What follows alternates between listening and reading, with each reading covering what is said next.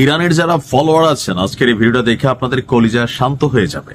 আমরা যে ভয়টা পাচ্ছিলাম যে বড় বড় যুদ্ধ জাহাজ, তারপর হচ্ছে ফ্রিগেট, ডেস্ট্রয়ার, দ্বিতীয় বহরটিও নাকি আপনার রওনা হয়ে গেছে। ইরান আসলে কিভাবে সামলাবে? এর মাঝখানে আমরা দেখছিলাম যে ইরানের ছোট ছোট টেলিকম ভাজায় মচমচা যে ড্রোনগুলো আছে, এগুলো যদি একযোগে হামলা চালায় তাহলে যুক্তরাষ্ট্রের যে যুদ্ধ জাহাজগুলো আছে সেগুলো ধ্বংস হতে পারে। কিন্তু এর মাঝখানে সারা পৃথিবীকে অবাক করে দিয়ে ইরান আজকে যে জিনিসটা উন্মোচন করছে, এটা থেকে বোঝা গেছে যে ইরানের ক্যাপাবিলিটি অর্থাৎ ক্ষমতা, শক্তি, বা এই যে আমেরিকার চোখে চোখ রেখে লড়াই করার যে ইচ্ছা পোষণ করতেছে, তাদের প্রস্তুতিটা কি। ইতিহাসে প্রথমবারের মতো যুক্তরাষ্ট্রের সাথে উত্তেজনার মধ্যে সমুদ্রের নিচে থাকা নিজেদের মিসাইল সুড়ঙ্গ উন্মোচন করেছে ইরান, অর্থাৎ সমুদ্রের নিচে। তো আমেরিকার যুদ্ধজাহাজ কই আছে? সমুদ্রের মধ্যেই তো আছে।